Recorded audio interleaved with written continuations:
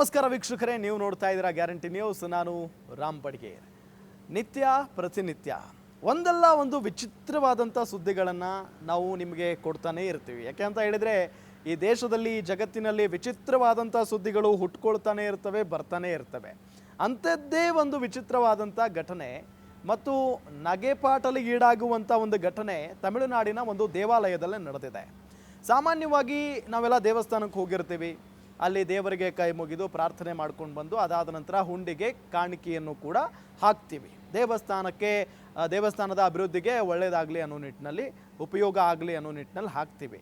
ಅದೇ ರೀತಿಯಾಗಿ ತಮಿಳುನಾಡಿನ ದೇವಾಲಯದಲ್ಲಿ ಒಂದು ಘಟನೆ ನಡೆದಿದೆ.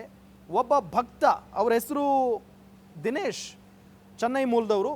ದಿನೇಶ್ ಅನ್ನೋ ಒಬ್ಬ ವ್ಯಕ್ತಿ ತಮಿಳುನಾಡಿಗೆ ಹೋದಂಥ ಸಂದರ್ಭದಲ್ಲಿ ಅಲ್ಲಿ ಹೋದಾಗ, ಒಂದು ದೇವಾಲಯಕ್ಕೆ ಹೋದಾಗ ಅವರು ಹುಂಡಿಗೆ ಕಾಣಿಕೆಯನ್ನು ಹಾಕ್ತಾ ಇರ್ತಾರೆ.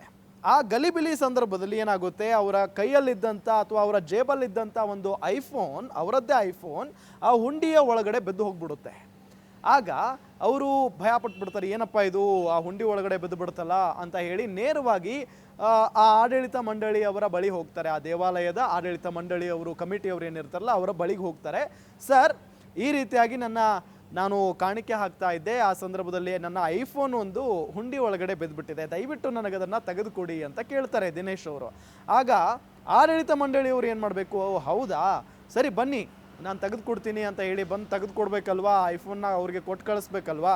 ಅವ್ರು ಹೇಳ್ತಾರೆ ಐಫೋನ್ ಯಾವುದೇ ಕಾರಣಕ್ಕೂ ಕೊಡೋದಿಲ್ಲ, ಅದು ದೇವಾಲಯದ ಆಸ್ತಿ, ಈಗ ದೇವಸ್ಥಾನದ ಆಸ್ತಿ ಆಗ್ಬಿಡ್ತು, ಹುಂಡಿಗೆ ಬಿದ್ದಿದೆ ಅಂತ ಅಂದರೆ ಹುಂಡಿಗೆ ಬಿದ್ದಂಥ ಐಫೋನನ್ನು ನಾವು ಯಾವುದೇ ಕಾರಣಕ್ಕೂ ಕೊಡೋದಿಲ್ಲ ಅನ್ನೋ ನಿಟ್ಟಿನಲ್ಲಿ ಆ ಆಡಳಿತ ಮಂಡಳಿಯವರು ಹೇಳ್ಬಿಡ್ಬೇಕಾ. ಅಲ್ಲಿಗೆ ಪಾಪ ಐಫೋನ್ನ ಒಡೆಯ ಯಾರು ದಿನೇಶ್ ಅವರು, ಎಲ್ಲೋ ಒಂದು ಕಡೆ ಅವರು ಸಿಟ್ಟು ಬಂದ್ಬಿಡುತ್ತೆ ಅವ್ರಿಗೆ. ಏನ್ರಿ ಹಿಂಗೆ ಹೇಳ್ತೀರಾ ನೀವು, ನಾವು ದೇವಸ್ಥಾನಕ್ಕೆ ಬಂದಿದ್ದೀವಿ, ಪ್ರಾರ್ಥನೆ ಮಾಡ್ಕೊಳ್ಬೇಕಂತ ಬಂದಿದ್ದೀವಿ, ಆಗ ಇಂಥ ಒಂದು ಘಟನೆ ಆಗಿದೆ, ನನ್ನ ಮೊಬೈಲಲ್ಲಿ ಬಿದ್ದಿದೆ, ಅದನ್ನು ಕೊಡಿ ಅಂತ ಅಂದರೆ ನೀವು ಕೊಡೋದಕ್ಕೆ ರೆಡಿ ಇಲ್ವಲ್ಲ ಅಂತ ಹೇಳಿ ಕೇಳ್ತಾರೆ. ಅದಾದ ನಂತರ ಆಡಳಿತ ಮಂಡಳಿಯವರು ಇಲ್ಲಪ್ಪ ನಾವು ಕೊಡೋದೇ ಇಲ್ಲ ಅನ್ನೋ ನಿಟ್ಟಿನಲ್ಲಿ ಹೇಳಿದಾಗ ನೇರವಾಗಿ ಅವರು ಪೊಲೀಸ್ ಸ್ಟೇಷನ್ಗೆ ಹೋಗಿ ಅಲ್ಲೇ ಪೊಲೀಸ್ನವ್ರನ್ನ ಕರ್ಕೊಂಡು ಬರ್ತಾರೆ. ಈ ರೀತಿಯಾಗಿ ಆಗಿದೆ ಸರ್ ಅಂತ ಹೇಳಿ ಆ ಘಟನೆಯನ್ನು ವಿವರಿಸ್ತಾರೆ. ಪೊಲೀಸ್ನವ್ರು ಬಂದು ಆಡಳಿತ ಮಂಡಳಿಯವರಿಗೆ ಕೊಡ್ರಿ ಪಾಪ ಅವ್ರ ಮೊಬೈಲ್ನ ಅಂತ ಹೇಳ್ತಾರೆ. ಆಗ ಅಂದರೆ ಆ ಹುಂಡಿಯನ್ನು ಕೀ ಬೀಗ ಏನಿರ್ತಲ್ಲ, ಬೀಗ ತೆಗೆಸ್ತಾರೆ, ಹುಂಡಿ ಬೀಗ. ಆಗ ಅಲ್ಲೇ ಇದ್ದಂಥ ಮೊಬೈಲ್ ಸಿಗುತ್ತೆ, ಅದು ನನ್ನದೇ ಮೊಬೈಲ್, ನನಗೆ ಕೊಡಿ ಅಂತ ಹೇಳಿ ದಿನೇಶ್ ಹೇಳ್ತಾರೆ.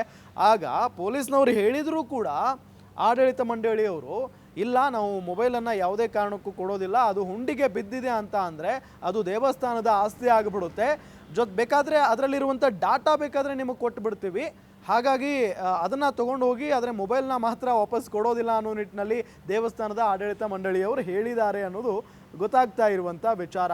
ಅದಾದ ನಂತರ ದಿನೇಶ್ ಅವ್ರಿಗೆ ಕೋಪ ಬಂದುಬಿಟ್ಟಿದೆ. ಎಲ್ಲೋ ಒಂದು ಕಡೆ ಮತ್ತೆ ತನ್ನದೇ ಐಫೋನ್ ಬಿದ್ದಿದೆ, ಕೊಡಿ ಸ್ವಾಮಿ ಅಂತ ಕೇಳಿದ್ರು ಕೊಡಲ್ಲ ಅಂತ ಅಂದರೆ ಇವ್ರ ಬುದ್ಧಿ ಅಂಥದ್ದು ಅನ್ನೋ ನಿಟ್ಟಿನಲ್ಲಿ ಕೋಪ ಬಂದು ದಿನೇಶ್ ಅವರು ನನಗೆ ಗೊತ್ತಿದೆ ಹೆಂಗೆ ಇಸ್ಕೊಳ್ಬೇಕು ಅಂತ ಹೇಳಿ ಅದರಿಂದ ವಾಪಸ್ ಹೋಗದಂಥ ಘಟನೆಯೂ ಕೂಡ ನಡೆದಿದೆ. ನೋಡಿ ಎಂಥ ವಿಪರ್ಯಾಸ. ಪಾಪ ದೇವಸ್ಥಾನಕ್ಕೆ ಹೋಗೋದು ನೆಮ್ಮದಿಯ ಸಲುವಾಗಿ, ಪ್ರಾರ್ಥನೆ ಮಾಡ್ಕೊಳ್ಳೋ ಸಲುವಾಗಿ, ಏನೋ ಕಷ್ಟ ಇರುತ್ತೆ, ದೇವ್ರ ಮುಂದೆ ಬೇಡ್ಕೊಂಡ್ರೆ ಅದು ಸರಿ ಹೋಗುತ್ತೆ ಅನ್ನೋ ನಿಟ್ಟಿನಲ್ಲಿ ಹೋಗಿರ್ತಾರೆ. ಆ ಸಂದರ್ಭದಲ್ಲಿ ಐಫೋನ್ ಬಿದ್ದಿದೆ, ಅದನ್ನು ವಾಪಸ್ ಕೊಡ್ರಪ್ಪ ಅಂತ ಅಂದರೆ ಈ ಅರ್ಚಕರು, ಆಡಳಿತ ಮಂಡಳಿಯವರು ಕೊಡಲ್ಲ ಅಂತ ಅಂತಿದ್ದಾರೆ. ಅಂದರೆ ಇನ್ನೇನು ಹೇಳಬೇಕು, ಇದು ದುರಾಸೆನಾ ಅಥವಾ ಇನ್ನೇನು ಕೆಟ್ಟ ಮನಸ್ಥಿತಿನ ಅಂತಲೇ ಅರ್ಥ ಆಗ್ತಾ ಇಲ್ಲ. ಇದು ಪ್ರಸ್ತುತ ಜಗತ್ತು. ನೋಡ್ತಾ ಇರಿ ಗ್ಯಾರಂಟಿ ನ್ಯೂಸ್, ಸುದ್ದಿ ಖಚಿತ, ನ್ಯಾಯ ನಿಶ್ಚಿತ. ಗ್ಯಾರಂಟಿ ನ್ಯೂಸ್, ಸುದ್ದಿ ಖಚಿತ, ನ್ಯಾಯ ನಿಶ್ಚಿತ.